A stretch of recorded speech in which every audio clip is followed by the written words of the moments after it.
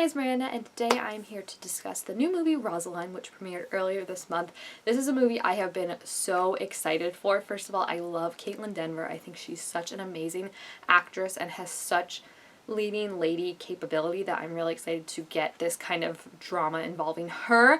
But then also, I just love the fact of it. You know, I'm a sucker for like reinvention slash retellings of old stories like Shakespeare or anything like that, and especially when you kind of put some kind of not only modern twist on it, because obviously it took place in the same time, but they talked in a very modern way, which I think was a very smart decision on their part. And I also like that when like Romeo was first talking like that, she was like, why are you talking like that, dude? Like, it was just so funny because it's like, it seems like so much, right? Like, Romeo just seems like so much, even for back in the day of like, why can't you just say hi, bud? Why do you have to constantly compare my eyes to something? So I liked that, and then I also liked that it was focusing on a character who honestly didn't get a lot of time in a play for which she was such an important character. Now, I first read Romeo and Juliet, the play, back in my freshman year of high school, and I liked it, but I'm gonna be honest, I don't remember a great deal of it. Like, I remember, you know, the like stuff that everyone remembers, but I did remember about Rosaline basically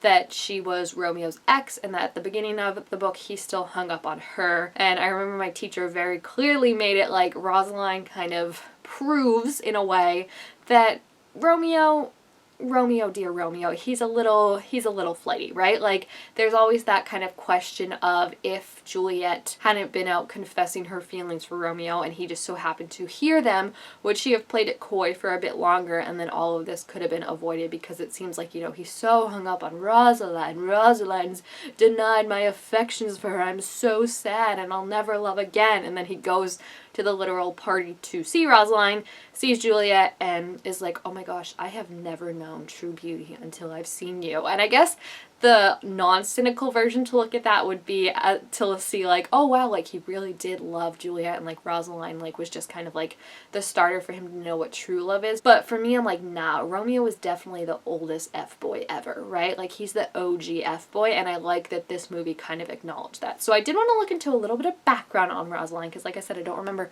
too much about her. So in looking her up, she does have her own Wikipedia page, which is quite impressive, I will say, for a character that is, I believe, unseen in the original play. So again, although she is an unseen character, there is a note that she is a very important role, because his unrequited love for Rosaline leads him to try and catch a glimpse of her at a party hosted by the Capulets, where he first spots Juliet, which we also see in the movie. There's also a really great quote I saw that I loved. It's from Jonathan Goldberg, and he kind of sums up my feelings on the whole like Romeo, Rosaline, Juliet thing very nicely, where he says, Juliet on the balcony ponders Romeo's name and likens it to that rose that remains itself, whatever it is called. Is Juliet that rose, and thereby Rosaline renamed? So yeah, that was basically the contextualization I took in knowing this, but I loved the idea that Rosaline was more involved in this relationship in the movie and was spurned by Romeo so quickly and so swiftly. Like, the dude never even took the time to break up with her. He just moved right on to Juliet, and I loved how that enacted Rosaline, who for all intents and purposes of what we saw of her is a very strong, independent woman, not someone you think would go to these kinds of lengths to try and win a guy back who clearly does not deserve her. And it's just funny to see that like Romeo, of all people, is the person that can get this very level-headed girl, for all instances, and in terms of Juliet too, very level-headed, to kind of lose their mind, because honestly, I don't think he's that great. And I think they did a really good job portraying Romeo in this, because I feel like truly that has always like been my takeaway about Romeo. I'm like, the dude just falls in love so quickly, and that's okay if you fall in love quickly. It's not okay if like you rush it so you get married and then you both die. Like, that's where we run into issues, Romeo, where we need to just chill for 5 seconds. And I did kind of want, that was one thing I was missing, of like, you know, a moment of apology or embarrassment or guilt or something, like just something of Romeo recognizing how he had done Rosaline wrong. And I feel like there was never that moment. There was kind of that awkward moment at the docks where she was like, bye buddy, because I think she realized what a dud he was finally, and that like he wasn't worth it. But yeah, I just think Rosaline as a character was so compelling and so interesting, and her love interest in this was also very cute. He's from a show I used to watch called The Gifted, which was on Fox, and it was about like X-Men basically, and I really liked him in that, so getting to see him be a love interest was really funny, and I thought they were so well matched. But it also showed why her and Romeo would have never worked, because we also saw the part at the beginning where Romeo, when they kind of have their first rift in their relationship, if you will, is when they talk about moving to the mountains, and he's like, yeah, I'll go out and do my thing, and then you'll stay home and cook and raise the kids. And she's like, excuse me? Like, that is not my plan. I want to go adventuring. I want to go see the world. I want to travel. Like, she has all these plans, and it's showing that from the start, Romeo doesn't really get her. And I think they're using the lens of Romeo and Rosaline's relationship to kind of critique also what people have said about Romeo and Juliet's relationship, or at least what I've thought about it, in that how much of the appeal of like first love and all that is in the secrecy of it, right? Of the sneaking around behind people's backs and feeling like it's a forbidden romance and we have to meet on the balcony in the moonlight every night, and like how much of that is part of like what truly encapsulates like what makes this relationship a relationship for them. Because you really like, I know Dario kind of asks her specifically, like, what do you like about Romeo? And she's like, well, I like a lot of things, but like she can't actually name them. And I just think that small moment really showed, you know, why she couldn't say she loved him, because obviously she's not someone to just fall head over heels, I think. And I think that stays true to the Rosaline we know in the play, who we don't see, who decides to remain in her vow of chastity and not date Romeo and not like want to see him at all. And I feel like that kind of proves that, you know, there is kind of this secrecy involved that makes it so scandalous and fun. But she has her nurse, who I think is a really, really great character, and I think you could definitely do an analysis of Juliet's nurse versus Rosaline's nurse, even though we don't actually see Juliet's nurse in this movie. But I just feel like the difference in how they give advice, how they talk to their charge, and how the relationship they have with their charge seems to affect the things that happen and the feelings, I think could be like a really good analysis. Because you see that obviously Juliet's nurse wants best for her, has raised her, and obviously goes along with this plan and kind of helps her as much as she can, whereas Rosaline's nurse loves her dearly, but I feel like they have more of a equal relationship, as much as it can be when she's working for her, and that she can talk back to her and she can tell her she's being stupid and chastise her for being late and stuff like that. So I think that was a really important part of too of what made Rosaline not fall down this path that Juliet did in terms of Romeo. And what I really liked about the story was I didn't realize originally from the get-go when I watched the trailer that like everything was going to take place basically that took place in Romeo and Juliet, and it was just going to be from Rosaline's point of view. So like we don't see Tybalt get killed, we don't see Mercutio get hurt or anything like that. Like she runs up afterwards, and it makes it so this could be the true story, but like you just don't see it because everyone removes her part of it. And I think that's really interesting to think about, like just in terms of all the stories we know, like all the background players and all the unseen players like she is in the beginning, how much of that affects the stories we're actually seeing. You know, I think it's really interesting. And her and Dario say at the end, like, do you think they'll remember our names from now, like centuries from now when they're talking about this?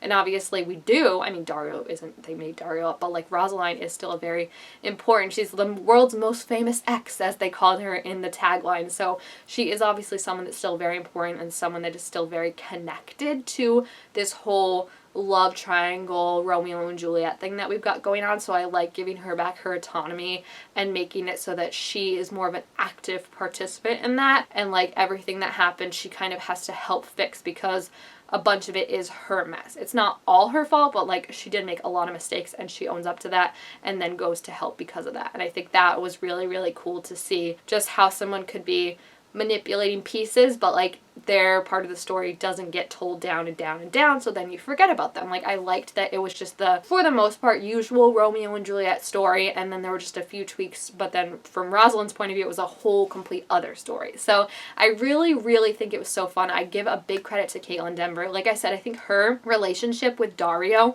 was just so sweet. One, I liked that like it wasn't insta-lovey, right? Like it gave me definite vibes of Kristoff and Anna from Frozen, which I know is so weird to say, but I feel like just going from like, you know, this girl who's fallen head over heels for this guy, but like can't exactly give reasons, and this guy who's kind of cynical but really cares deep down and like tries to hide it, calls her out on like, what do you really like about him? Like what is it that gets your blood flowing and that like you can say is love. And when they both kind of try and be like, oh, like, you know, it just is what it is, it's not able to be put into words, like they have a response of like, no, like you should be able to know exactly what it feels like. And I like too that it didn't end like a marriage proposal or a big declaration of love. Like for me, I think they are definitely going to get married, but then I think they're going to just go off and sail the world, and I think it's going to take some time. And I like that because I think it also shows the lesson that Rosaline has learned, right, from Romeo, of like this whole romance stuff doesn't have to be all or nothing. It's like people can creep up on you like Dario did, and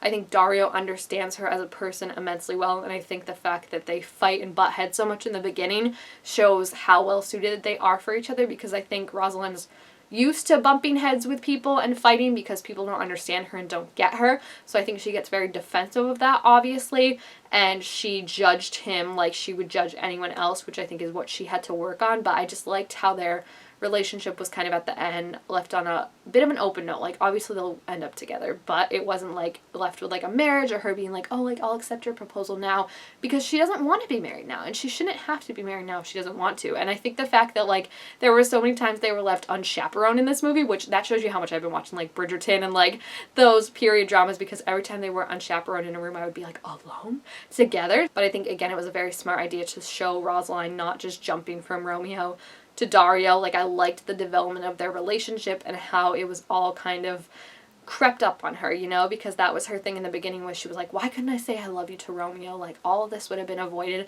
But I don't think it would have been avoided. It definitely hurt him to not hear her say I love you back, but I do think he absolutely still would have fallen in love with Juliet, because I think that's just the guy Romeo is. The fact that he never broke up with her, never told Juliet like, hey, I was dating your cousin. And I know Juliet got mad at Rosaline, as she should, because she was keeping a big thing from her, but like never to get mad at Romeo and be like, why didn't you tell me that you were dating my cousin, like, basically until the minute you met me? Like, I just think that would have been more interesting to see Romeo held a little bit more accountable. But I do think their kind of punishment in terms of what he did is at the end, when him and Juliet are trying to figure out things to talk about that they have in common, and they realize they don't really have that much in common, and what they thought was a love story might just be a story of passion. I think it was just such a fun story. It was a great way to look at a very classic tale in terms of breaking it down and also pointing out the flaws of it, but also the fact of like Rosaline had to realize that, you know, the way Romeo talked about Juliet was not a way he talked about her. Like, yes, he used kind of the same poetry, but even like online they mention how people have noticed, analyzing the original play, that the way Romeo talks about Rosaline and the poems he uses are a lot more immature and don't really sound as good as the poems that he uses for Juliet. So like I do think again that it's love at first sight for them, but then it's like, where do you develop from that, right? Because love isn't the only thing that can sustain a relationship. Like you have to have more than that. So I think it was nice to see her kind of realize her mistakes. I could see where people think she's an unlikable character just because she's so brash, but like I feel like you have to be for that time period, right? Like, or else you're gonna get married off to like a 70-year-old, like you saw. Like she has to pretend that like she sees ghosts and stuff like that. And I think she was just a very, very well drawn out character. I think Caitlin Denver was the perfect person to play her, because she just had that wit and that sarcasm and that drive that I think really made her, in my eyes, a likable character. And she's not perfect, which is fine. Like I feel like she owns up to her mistakes, and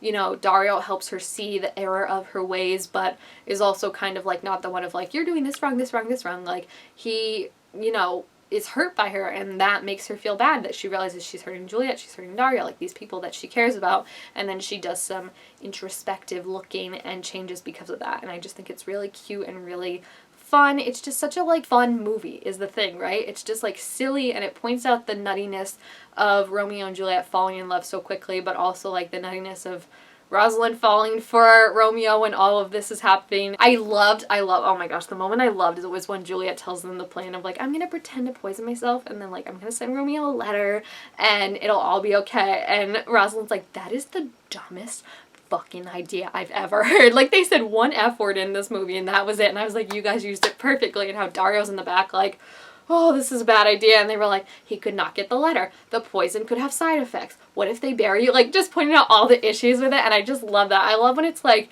you've got these modern tellings, even if, like I said, they're modern in speak and not in setting. But you've got these modern tellings that are a little tongue-in-cheek about how unbelievable and how kind of stupid some of the ideas are of the main characters that drive the plot. So I really, really liked it, and I just think it was such a fun movie where we got to see a character who, again, is so influential and still remembered by so many people, because I think, like, if you remember Romeo and Juliet, like, you remember Rosaline and her role in it. Even if you don't remember exactly, you remember that, like, Juliet wasn't Romeo's first love, so it's nice to see their relationship, again, it wasn't much of a relationship in the play, but their relationship kind of get center stage, and Rosalind's relationship get center stage, and also just, like, bitter exes to get, like, their moment to shine. Like, I love where it's, like, she's this complete, like, sensical, level-headed girl, but then, like, she gets spurned by this guy who is not worth a dime, let's be honest, and she goes on this rampage, and it's just so funny to see. Like, it's the Taylor Swift, right? Like, the Taylor Swift montage of let's, like, set blank space and all that to Rosaline, because she's a woman after my heart, I have to tell you, and I feel like Dario is the perfect man for her, and I feel like she's just going to be so happy traveling the world and getting into arguments with him, and it's just going to be an amazing time. So yeah, I really, really like this movie. I would give it probably like 4.5 out of 5 stars. I just think it's so amazing to tell a story, even if, you know, it's kind of a twist on the story of someone who was completely unseen in the books, and especially a woman character who was so unseen in the books but is so important and influential to the Romeo and Juliet storyline. So I really, really loved it, and I'm so excited to hear what you guys all thought of it when you watched it. Let me know what you thought. Leave your comments, your thoughts, your theories, your favorite parts, all down below in the comments. Also, make sure this video a thumbs up if you enjoyed it. Rosalind would definitely want you to give this a thumbs up, guys. I mean, did you see all the work she had to put in to get her ex-boyfriend to move away with someone else? Like, she would want you to give it a thumbs up. So thank you guys all so much for watching, and I will see you next time. Bye!